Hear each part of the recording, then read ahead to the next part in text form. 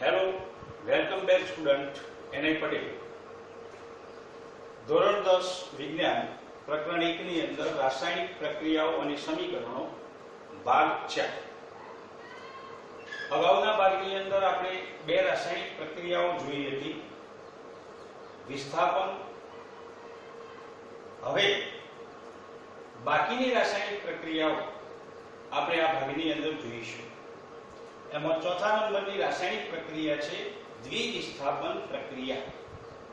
તો દ્વિવિસ્થાપન પ્રક્રિયા કોને કહેવાય એ આપણે ઉદાહરણ દ્વારા સમજીએ.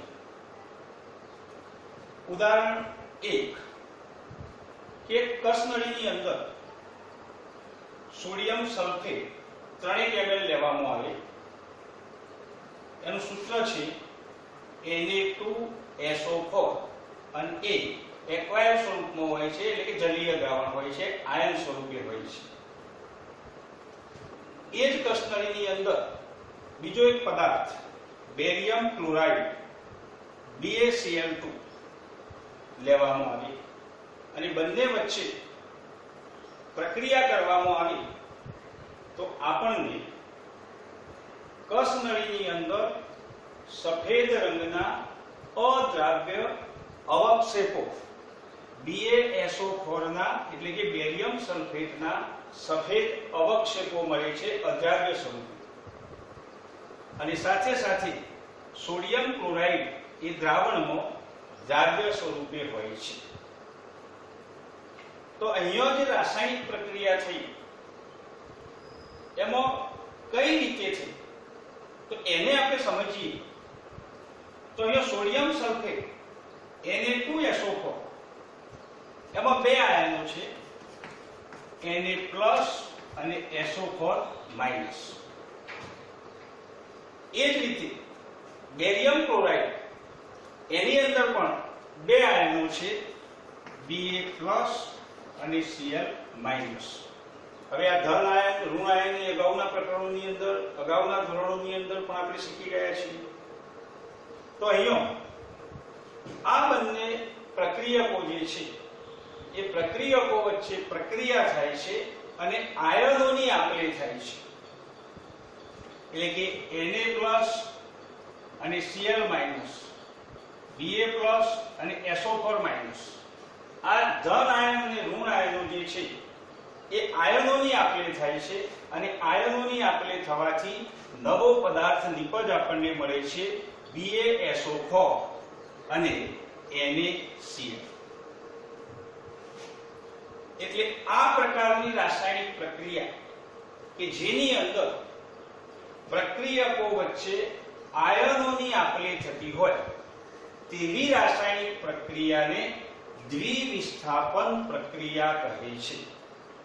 અને આ પ્રક્રિયા દરમિયાન આપણને BaSO4 ના સફેદ અવક્ષેપો મળે છે, એટલે આવી પ્રક્રિયાને અવક્ષેપન પ્રક્રિયા તરીકે પણ ઓળખવામાં આવે છે.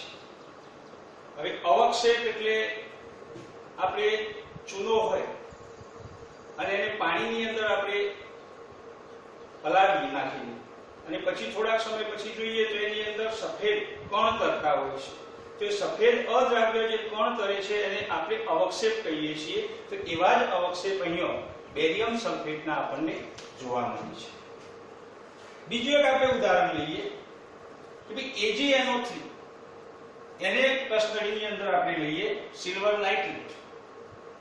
એને સોડિયમ ક્લોરાઇડ એટલે કે મીઠું, આપણે સામાન્ય ભાષામાં એને મીઠું કહીએ છીએ. આ સોડિયમ ક્લોરાઇડનું જલીય દ્રાવણ અને સિલ્વર નાઇટ્રેટનું જલીય દ્રાવણ બંનેને મિક્સ કરવામાં આવે અને જો રાસાયણિક પ્રક્રિયા કરવામાં આવે તો અહીંયા એ જ રીતે સિલ્વર ક્લોરાઇડ ના સફેદ અવક્ષેપ મળે છે અને સોડિયમ નાઇટ્રેટ દ્રાવણમાં દ્રાવ્ય સ્વરૂપે આપણને જોવા મળે છે. એટલે અહીંયા પણ AgNO3 એ જ રીતે આપણે લઈએ તો Ag+ અને NO3-.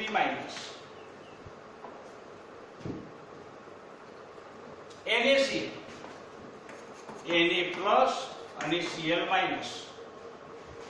આ બંને પ્રક્રિયકો વચ્ચે આયનોની આપ-લે થઈ અને આયનોની આપ-લે થવાથી Ag અને Cl એટલે કે AgCl સિલ્વર ક્લોરાઇડ બનાવે છે, જે સોલિડ લખેલું છે, અવક્ષેપ સ્વરૂપે આપણને મળે છે, અને NaNO3 સોડિયમ નાઇટ્રેટ એ દ્રાવ્ય સ્વરૂપે આપણને જોવા મળે છે. એટલે ટૂંકમાં દ્વિવિસ્થાપન પ્રક્રિયા કોને કહેવાય? તો જે રાસાયણિક પ્રક્રિયાઓ વચ્ચે આયનોની આપ-લે થતી હોય તો તેવી રાસાયણિક પ્રક્રિયાને દ્વિવિસ્થાપન રાસાયણિક પ્રક્રિયા કહે છે. એના પછી બીજી એક રાસાયણિક પ્રક્રિયા છે ઓક્સિડેશન અને રિડક્શન. તો આ ઓક્સિડેશન અને રિડક્શન કેવી રીતે થાય છે એ પણ આપણે કેટલાક ઉદાહરણો દ્વારા જોઈએ. તેમાં પહેલું આપણે જોઈએ કે ઓક્સિડેશન પ્રક્રિયા કેવી રીતે થાય છે. પહેલું એક એક્ઝામ્પલ, કોપર એટલે કે તોબા. આ કોપરને એટલે કે તોબાને હવાની હાજરીમાં એટલે કે હવાની અંદર ઓક્સિજન વાયુ હોય છે, એ હવાની હાજરીમાં ઓક્સિજન સાથે ગરમી આપવામાં આવે એટલે કે એને ગરમ કરવામાં આવે તો આપણને કોપર ઓક્સાઇડ કાળા રંગનું એના ઉપર આવરણ ચડી જાય છે અને આપણને જોવા મળે છે. અહીંયા શું થયું? તો અહીંયા કોપર સાથે ઓક્સિજન સંયોજાયો એટલે કે કોપર ઓક્સિજન મેળવે છે અને કોપર ઓક્સાઇડ બનાવે છે. એ જ રીતે બીજું ઉદાહરણ, કાર્બન વત્તા ઓક્સિજન એને ઉષ્મા આપવામાં આવે તો કાર્બન ડાયોક્સાઇડ બનાવે છે CO2. અહીંયા પણ કાર્બન ઓક્સિજન મેળવે છે અને કાર્બન ડાયોક્સાઇડ બનાવે છે. ત્રીજું ઉદાહરણ, મેગ્નેશિયમ પ્લસ O2 ઓક્સિજન ઉષ્મા આપવાથી મેગ્નેશિયમ ઓક્સાઇડ બનાવે છે. અહીંયા પણ મેગ્નેશિયમ ઓક્સિજન મેળવે છે અને મેગ્નેશિયમ ઓક્સાઇડ બનાવે છે. તો આના ઉપરથી આપણે કહી શકીએ કે જે રાસાયણિક પ્રક્રિયાની અંદર ઓક્સિજન પદાર્થ પછી અણુ સ્વરૂપે હોય કે પરમાણુ સ્વરૂપે હોય તો એ પદાર્થ ઓક્સિજન મેળવે તો તે ઓક્સિડેશન પ્રક્રિયા કહે છે. એટલે બીજા શબ્દોમાં કહેવું હોય તો જે રાસાયણિક પ્રક્રિયામાં પદાર્થ ઓક્સિજન મેળવે અથવા હાઇડ્રોજન ગુમાવે, બંને સાથે લઈએ છીએ. જે રાસાયણિક પ્રક્રિયાની અંદર પદાર્થ ઓક્સિજન મેળવે અથવા હાઇડ્રોજન ગુમાવે તો તે રાસાયણિક પ્રક્રિયાને ઓક્સિડેશન રાસાયણિક પ્રક્રિયા કહે છે. એ જ રીતે રિડક્શનની આપણે વાત કરીએ તો અહીંયા પહેલું એક એક્ઝામ્પલ છે કોપર ઓક્સાઇડ વત્તા હાઇડ્રોજન વાયુ. કોપર ઓક્સાઇડ ઉપરથી હાઇડ્રોજન વાયુ પસાર કરવામાં આવે તો કોપર ધાતુ છૂટી પડે છે અને H2O પાણી મળે છે. અહીંયા આ પ્રક્રિયાની અંદર આપણે જોઈએ તો કોપર ઓક્સાઇડ જે છે એ ઓક્સિજન ગુમાવે છે અને કોપર ધાતુ છૂટી પડે છે. એટલે અહીંયા ઓક્સિજન ગુમાવવાની પ્રક્રિયા થાય છે, અહીંયા ઓક્સિજન મેળવવાની પ્રક્રિયા. અહીંયા સાથે સાથે આપણે લઈએ ઓક્સિજન ગુમાવે છે તો અહીંયા હાઇડ્રોજન જે છે એ ઓક્સિજન મેળવે છે અને H2O બનાવે છે. આના ઉપરથી પણ આપણે કહી શકીએ કે જે રાસાયણિક પ્રક્રિયાની અંદર પદાર્થ ઓક્સિજન ગુમાવે કે હાઇડ્રોજન મેળવે તો તે રાસાયણિક પ્રક્રિયાને રિડક્શન રાસાયણિક પ્રક્રિયા કહે છે.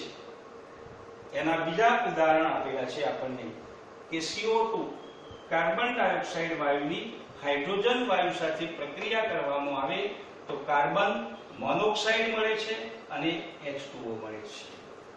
અહીંયા કાર્બન ડાયોક્સાઇડ એ ઓક્સિજન ગુમાવે છે, જેના કારણે એ રિડક્શન પ્રક્રિયા થાય છે.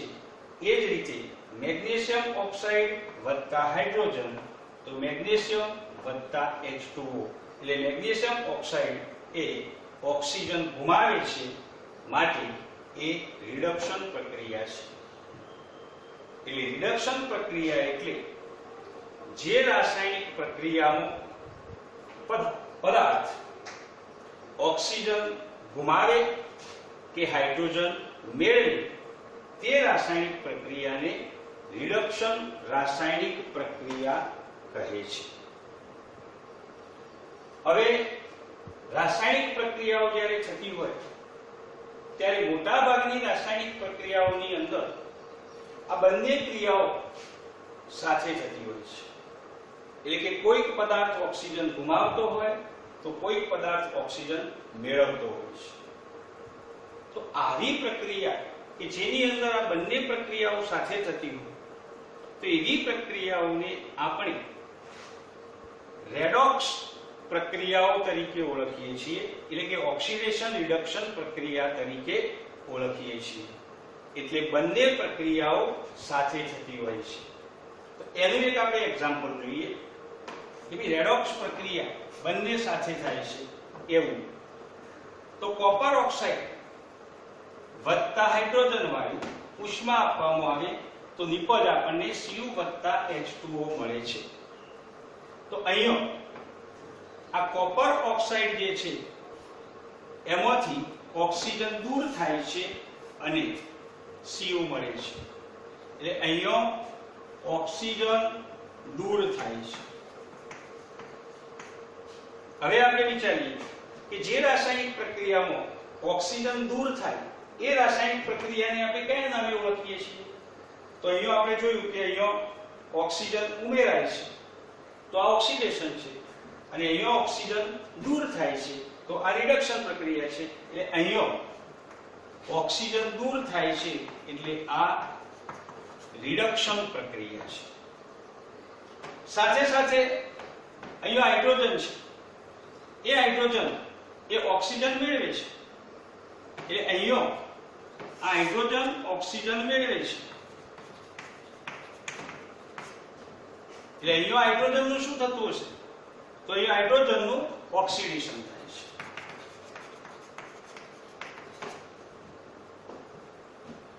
એટલે એક જ રાસાયણિક પ્રક્રિયાની અંદર જે પ્રક્રિયકો છે એ ઓક્સિજન મેળવે છે, ઓક્સિજન દૂર કરે છે.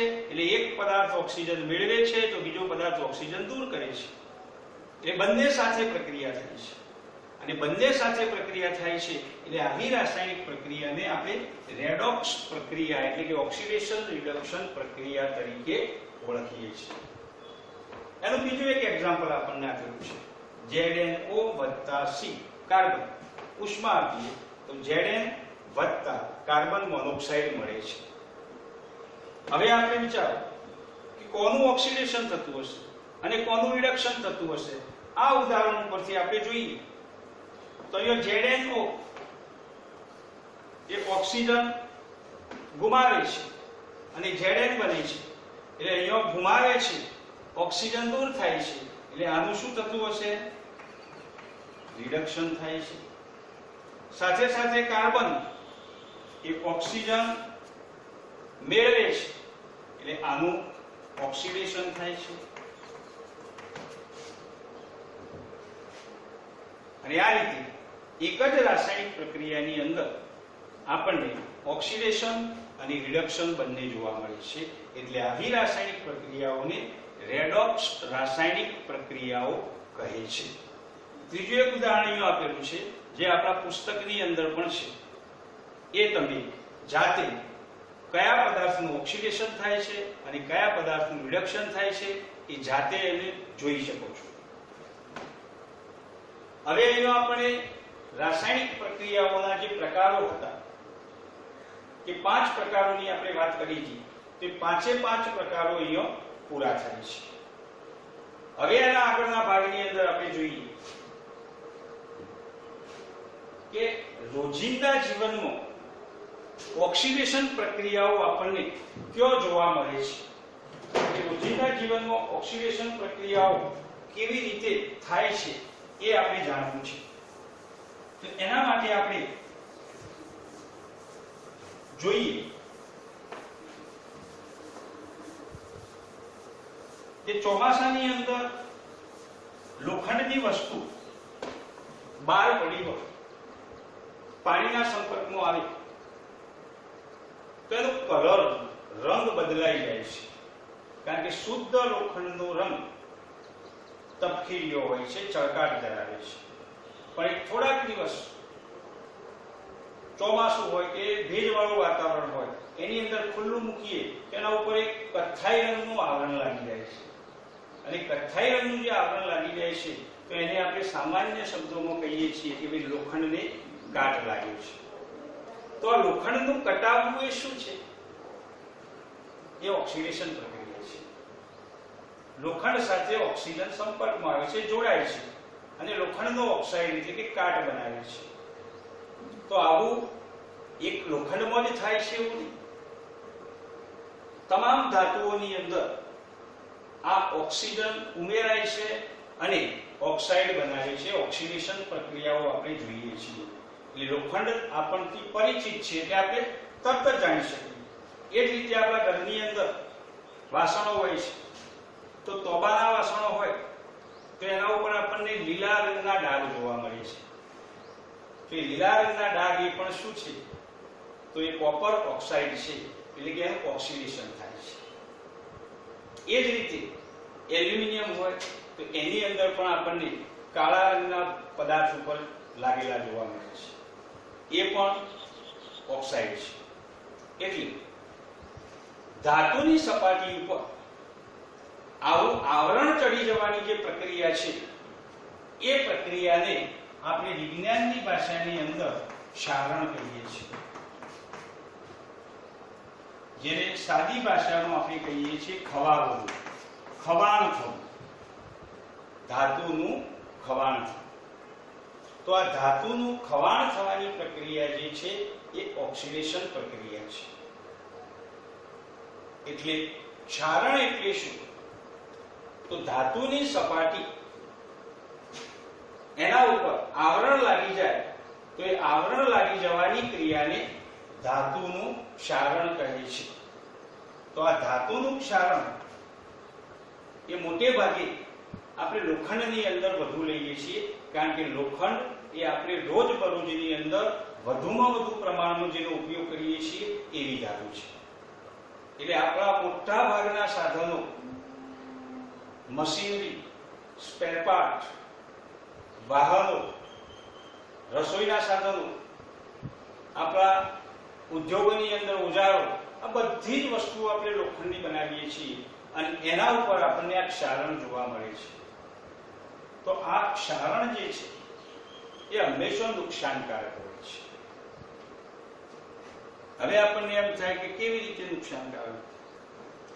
તો ક્ષારણ લાગવાના કારણે એ જે તે ધાતુ હોય એનું જે બંધારણ હોય એ બંધારણ નબળું પડે છે. અને બંધારણ નબળું પડે એટલે એ ધાતુ નબળી પડે છે. અને ધાતુ નબળી પડવાના કારણે એ માળખું જેમાં વપરાયું હોય એ તૂટી જાય, તૂટી જાય. એટલે છેવટે આર્થિક રીતે આપણને નુકસાન કરે છે. તો આ ધાતુ ક્ષારણ થવાનું મુખ્ય કારણ છે કે ભેજ. પછી વરસાદ હોય, પાણી હોય, ઉનાળો હોય, પણ વાતાવરણની અંદર પાણીનો ભેજ હોય, વરાળ તો હોય જ છે. જે આપણે અગાઉના ધોરણોની અંદર પ્રાઇમરી બેઝ ઉપર આપણે જાણીએ છીએ કે ભાઈ હવામાં પાણીની વરાળ છે. તો આ ભેજ જે છે એ ભેજ અને એસિડ આ જ્યારે પણ ધાતુની સપાટી સાથે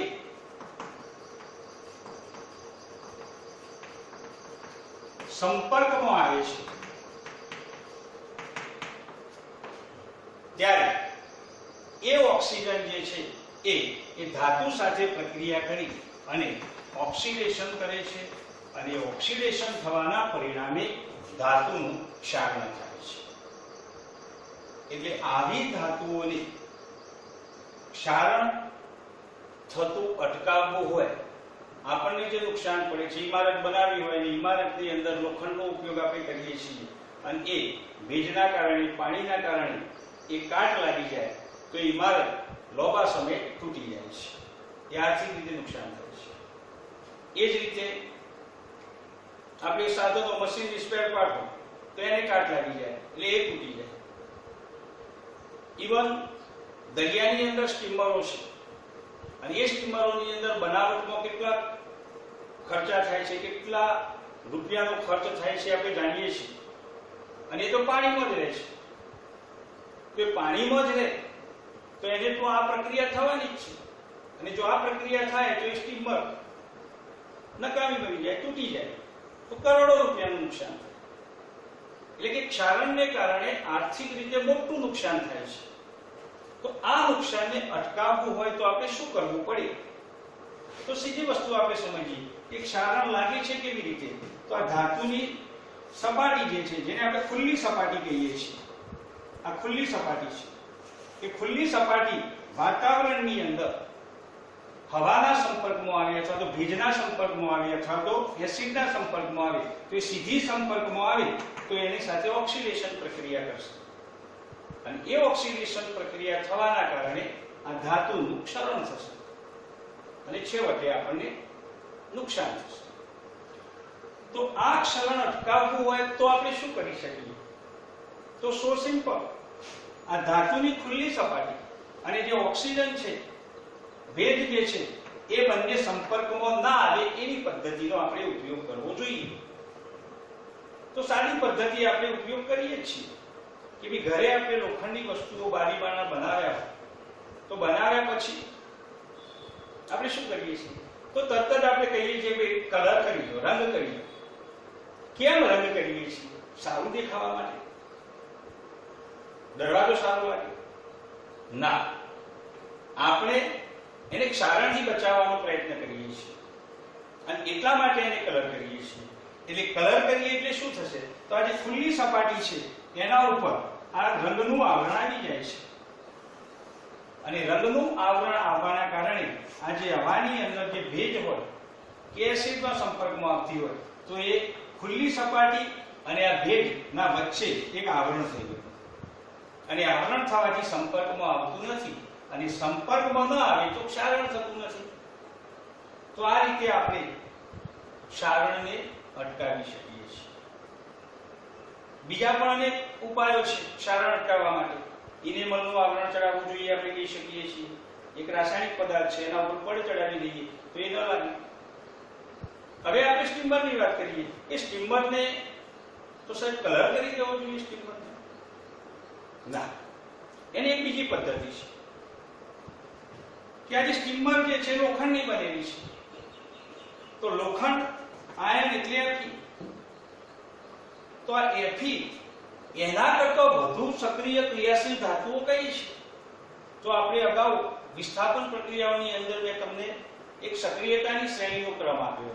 તો એ ક્રમની અંદર આપણે જોઈએ તો potassium, sodium, calcium, magnesium, zinc આ આયન કરતા વધુ સક્રિય ધાતુઓ છે. તો એ સક્રિય ધાતુઓનું આ સ્ટીમરની ઉપર બહારની બાજુએ આવરણ ચડાવવામાં આવે અથવા તો એ જે તે ધાતુઓની પ્લેટો લગાવી દેવામાં આવે. એટલે સ્ટીમરની આપણે વાત કરીએ છીએ એટલે સ્ટીમરની બહારની સપાટી જે લોખંડની હોય એના ઉપર આપણે ઝિંક ધાતુ એના પ્લેટો જે છે એ લગાવી દઈએ બધી બાજુએ અને પછી એ સ્ટીમરને પાણીમાં રાખીએ તો શું થશે? તો પાણી જે છે ઝિંકના સંપર્કમાં આવશે, લોખંડના સંપર્કમાં આવશે નહીં, જેના કારણે એ સ્ટીમરનું ક્ષરણ થશે નહીં. એટલે જે તે ધાતુ ઉપર એનાથી વધુ ક્રિયાશીલ ધાતુનું આવરણ ચડાવી દેવામાં આવે, પડ લગાવી દેવામાં આવે તો પણ આપણે ક્ષારણ અટકાવી શકીએ છીએ. એનો ઉપયોગ આપણે રોજબરોજ ઘરની અંદર કરીએ છીએ કે ઘરની અંદર આપણે એક ચકચકિત લોખંડની વસ્તુઓ, પદાર્થ આપણે બનાવેલા સાધનો લાવીએ છીએ અને જેને આપણે સાદી ભાષામાં આપણે કહીએ છીએ કે ગેલ્વેનાઇઝ આયન. મોટે ભાગે આપણે કે લોખંડના ખાટલા બનાવીએ છીએ તો લોખંડના ખાટલા ઉપર તમે જુઓ તો એ પાઇપ જે છે ચળકતી દેખાય છે, તો એ કશું જ નથી. એ લોખંડ ઉપર આ ઝીંક ધાતુનું પાતળું બારીક અસ્તર ચડાવેલું હોય છે, અને પાતળું બારીક અસ્તર ચડાવેલું હોય તો એવા લોખંડને ગેલ્વેનાઇઝ્ડ આયન તરીકે ઓળખવામાં આવે છે. અને આ આવરણ ચડાવવાની જે પદ્ધતિ છે એ પદ્ધતિને ગેલ્વેનાઇઝ્ડ પદ્ધતિ કહે છે, એટલે ગેલ્વેનાઇઝ્ડ તરીકે ઓળખવામાં આવે છે. એટલે આ રીતે ધાતુનું ક્ષારણ આપણે જુદી જુદી રીતે અટકાવી શકીએ અને ધાતુને ક્ષરણથી બચાવી શકીએ. એના પછી છેલ્લો મુદ્દો આપણો છે એ ઓક્સિડેશન બીજે કયો જોવા મળે છે, તો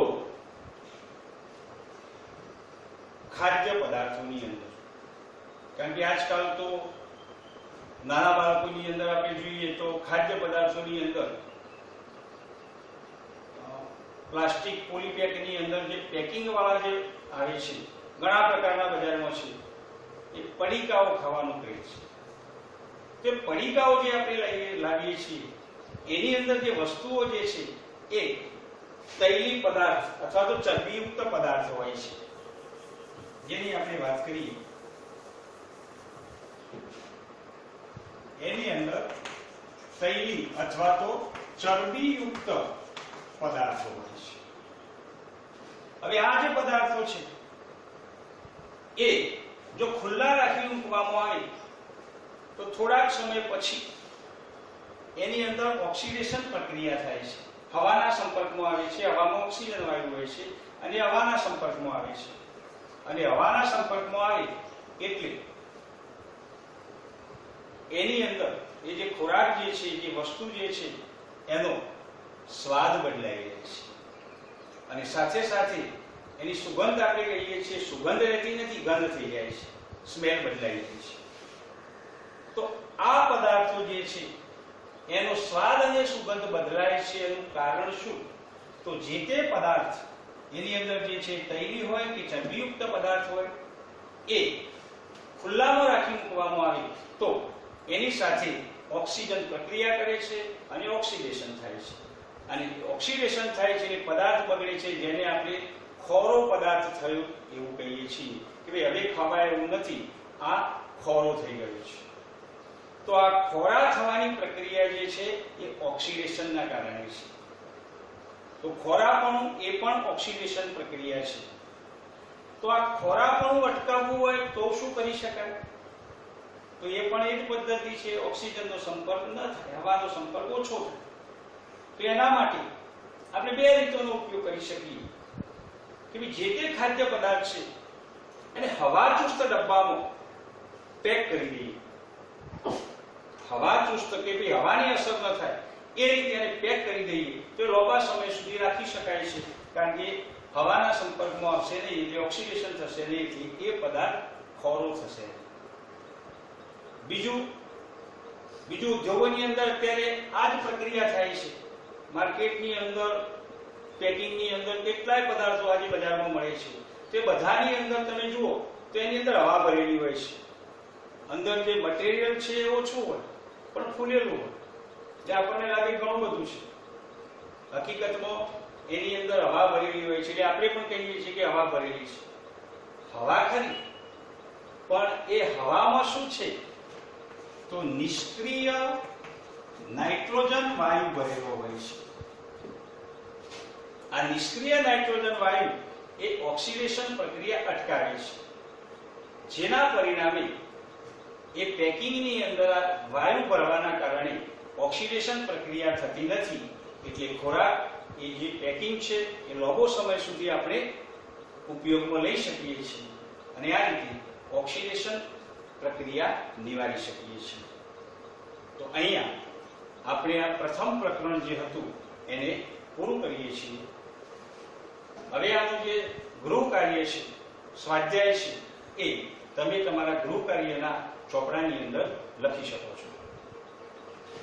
થેન્ક યુ.